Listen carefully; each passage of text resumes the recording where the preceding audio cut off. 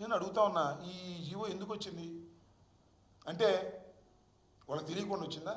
చంద్రబాబు నాయుడు గారికి తెలియకుండా వచ్చిందా? హోంమంత్రి గారికి తెలియకుండా వచ్చిందా?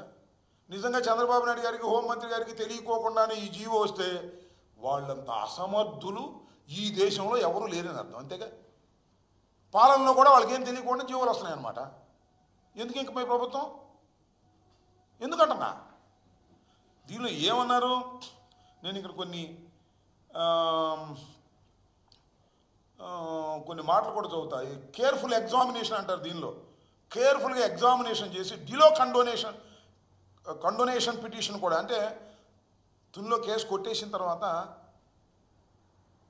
మళ్ళీ అప్పీల్ చేయడానికి ఇంత టైం ఉంటుంది. ఆ టైం కూడా అయిపోయింది. ఆ టైం అయిపోయిన దాన్ని కూడా డిలే కండోన్ చేయమని పిటిషన్ పెట్టమన్నారు. విన్నారా?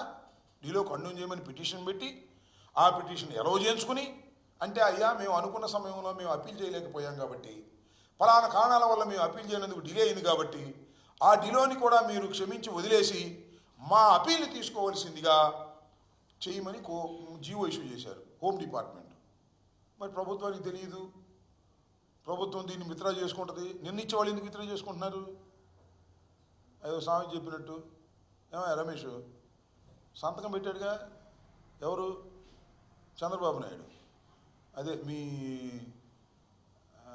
నాగబాబు మంత్రి ఇస్తానని సంతకం పెట్టాడు. ఎన్నాళ్ళైంది చెప్పు? 6 మాసాలు అయింది.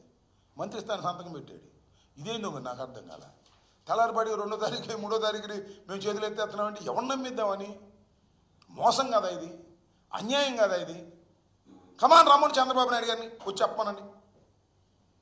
అయ్యా మేము వెనక్కి వెళ్ళిపోతున్నాం, మేము పొరపాటుని మాకు ఇచ్చింది, నాకు తెలియదు, ఇది హోంమంత్రి గారు ఇచ్చారు, హోంమంత్రి గారిని చివాట్లు పెట్టాను, లేకపోతే మా లోకేష్ గారు ఇచ్చారు, మా లోకేష్ గారిని చివాట్లు పెట్టాను, సూచన మాకు తెలియదు అని ముఖ్యమంత్రి గారిని చెప్పమనండి. మేము 2వ తారీఖుని ఇచ్చినటువంటి జీవో విత్డ్రా చేసుకుంటున్నాము, పొరపాటుని ఇచ్చాము, మాకు తెలియకోకుండా వెళ్ళింది, మాకు పరిపాలనలో మేము కళ్ళు మూసుకున్నాము. ఏమండి నిర్ణయం అన్నాడు చంద్రబాబు? ఎక్కడ?